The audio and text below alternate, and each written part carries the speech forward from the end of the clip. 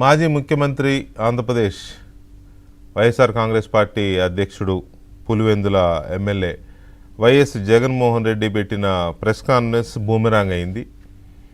Boomerang అయ్యి ఆయన ఎవరి మీద అయితే బురద చల్లుదాం అనుకున్నాడో, లేకపోతే చంద్రబాబు నాయుడుని ఒక ముఠాకోరుగానో, లేకపోతే ఒక హంతకుడుగానో, లేకపోతే హత్యలు చేయించే రాజకీయ నాయకుడుగానో బురద చల్లుదామని జగన్మోహన్ రెడ్డి ప్రయత్నిస్తే మొత్తం ఉగ్గుపాలతో సహా కక్కించేసింది టీడీపీ కేడర్ కానీ, లేకపోతే సమాజం కానీ. టోటల్ సమాజం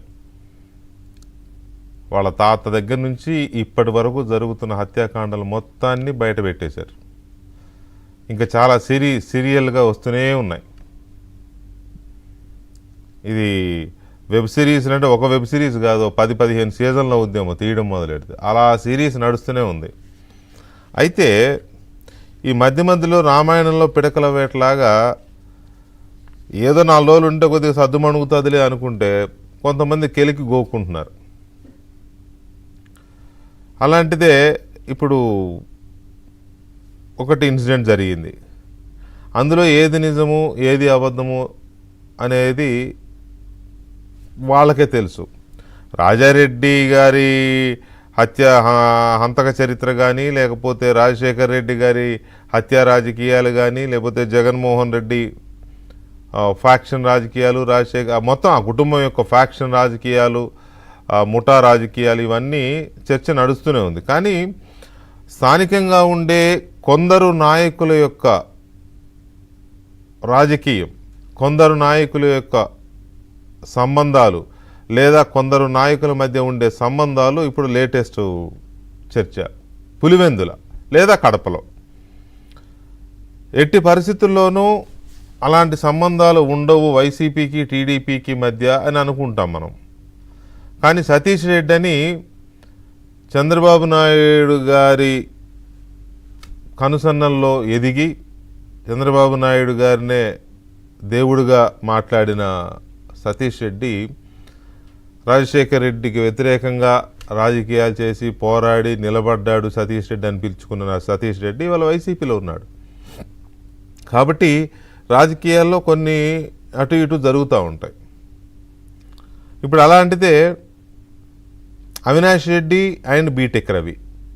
అవినాష్ రెడ్డి ఎవరు అంటే జగన్మోహన్ రెడ్డికి తమ్ముడు, వైఎస్ఆర్ కాంగ్రెస్ పార్టీకి ఎంపీ. బీటెక్ రవి ఎవరు అని అంటే వైఎస్ కుటుంబం బాధితుడు, అలాగే తెలుగుదేశం పార్టీలో సీనియర్ నాయకుడు, మాజీ ఎమ్మెల్సీ, జగన్ మీద పోటీ చేసిన వారు, ఇప్పుడు పులివెందుల నియోజకవర్గ టీడీపీ ఇన్ఛార్జ్ కూడా. సో వీళ్ళిద్దరి మధ్య ఏదో సంబంధం ఉంది అని అవినాష్ రెడ్డి మాట్లాడాడు.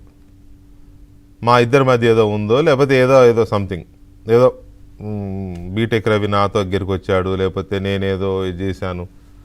అలాగే విజయసాయి రెడ్డి దగ్గరికి బీటెక్ రవి వెళ్ళాడు అనేది కూడా ఆయన మాట్లాడాడు, అవినాష్ రెడ్డి మాట్లాడాడు. ఎందుకు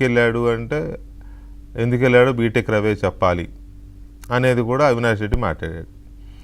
ఇవి కొంచెం సీరియస్ అలిగేషన్సే.